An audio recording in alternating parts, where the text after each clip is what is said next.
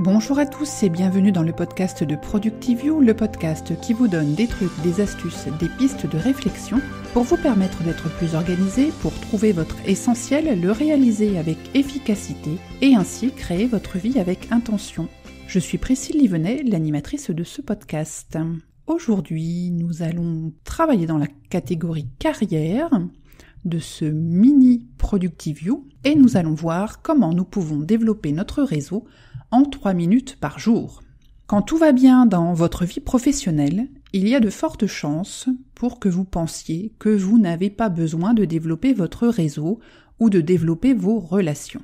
Plusieurs raisons possibles à cette idée. Vous considérez peut-être qu'au milieu des 10 000 choses que vous avez à faire, ce n'est vraiment pas une priorité. Ou bien la notion de networking et de développer votre réseau vous semble compliquée. Cela vous renvoie peut-être l'image de la personne qui distribuait ses cartes de visite à la volée lors de la dernière conférence à laquelle vous avez assisté, ou bien votre collègue qui se vante d'avoir 3500 contacts sur LinkedIn dont il ne connaît pas un tiers. Du coup, c'est sur votre liste, mais dans la catégorie « un jour peut-être », et très clairement, vous y allez à reculons. Cependant, la nature très changeante de notre monde professionnel montre que le recours à son réseau peut être parfois nécessaire et sous un délai proche. Et outre le besoin de pouvoir rebondir rapidement en cas de pépin professionnel, le réseau peut être aussi une source d'informations importante pour se tenir au courant des tendances d'un marché ou pour trouver des solutions à des problèmes que vous rencontrez et qui ont peut-être déjà été résolus par d'autres. Alors, comment développer ou réactiver son réseau rapidement et sans y penser ou presque? Je vais partager avec vous l'astuce d'un consultant qui s'appelle Jordan Harbinger et qui nous donne un truc qui ne prend que 3 minutes par jour. Alors, qui est ce Jordan Harbinger ? Si vous êtes auditeur régulier de podcasts et de podcasts aux États-Unis, vous n'êtes certainement pas passé à côté d'un podcast qui s'appelle The Art of Charm. C'est un podcast très ancien, qui est là depuis très longtemps. Et donc ce monsieur Jordan a été l'animateur de ce podcast pendant plus de 11 ans. Alors c'est un podcast ultra populaire de l'autre côté de l'Atlantique, puisqu'il est téléchargé plus de 4 millions de fois par mois. Ça fait rêver. J'espère qu'un jour Productivio arrivera aussi à ce chiffre. Déjà si j'arriverais à le faire par an, ce serait très bien. Bref, donc ce Jordan Harbinger aujourd'hui a un autre podcast qui s'appelle le Jordan Harbinger Show et il interviewe les grands de ce monde, des gens très connus, des musiciens, des écrivains, bref. Il y a une petite liste dans sa bio que vous pouvez retrouver dans les notes du podcast. C'est aussi un ancien avocat à Wall Street, il parle 5 langues, il a travaillé dans nombreux pays à travers le monde, bref. Vous trouverez tout ça donc dans les notes de l'épisode sur productivio.com dans la catégorie podcast.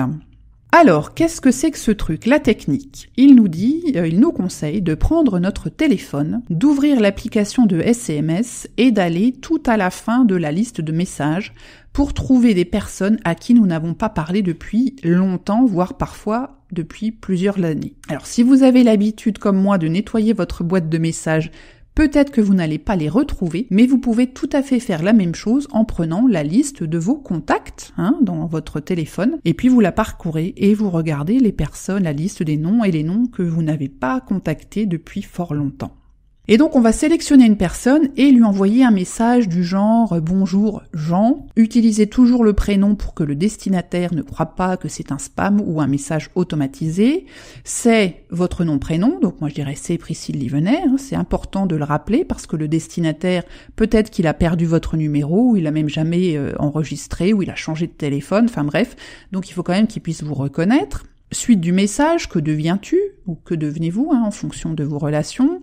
J'aimerais avoir de tes nouvelles dès que tu as un moment. Je travaille chez XYZ sur un projet de ce que vous voulez, avec un petit texte générique, pas trop long, et avec éventuellement donc un rappel d'une situation commune. Voilà, ou bien il s'est passé beaucoup de choses depuis notre dernière discussion, j'apprécierais un échange avec toi. Il faut lui préciser aussi qu'il n'y a pas d'urgence dans la réponse parce que vous savez que tout le monde est très occupé. Évitez de mettre un sens d'urgence dans la réponse, ça permettra que l'interlocuteur ne s'imagine pas que vous voulez lui vendre un truc ou le solliciter pour une recommandation alors que vous ne l'avez pas vu depuis des lustres. Et d'après Jordan, donc l'auteur de cette astuce, cela permettrait de faire passer le taux de réponse de 40 à 70%, ce qui est quand même plutôt pas mal. Et ça va surtout permettre de vous revenir à la mémoire de vos interlocuteurs et de réactiver vos relations dormantes. Donc l'action qu'il suggère, c'est d'adapter un petit texte de reprise de contact à votre style,